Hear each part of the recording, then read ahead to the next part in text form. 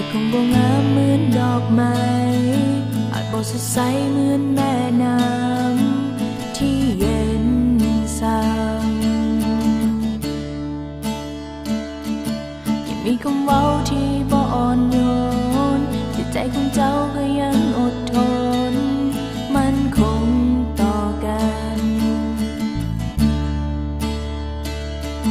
สบตากับเจ้าในวันนั้นและมาวันนี้ก็ยังเหมือนเคยนั่นคือเฮาฮักกันเจ้ายังอดทนทั้งคอยคนนี้จะเป็นแบบใดยังหับได้เมื่อใดที่คอยนั้นเหตุให้เจ้าต้องเบื่อใจขอบใจคนนี้ที่อดและทนกับความรักเขาเมื่อใดที่เหงา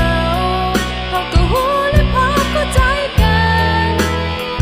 ขอบใจสวรรค์ที่ให้เรานั้นได้เกิดมาเพื่อกั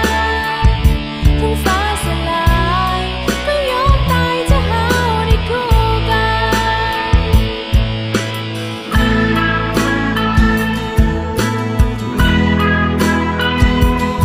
จะสร้างความฝันให้กลายเป็นจริงเพื่ออนาคตของเฮาก้าวไปให้ถึงวันนั้น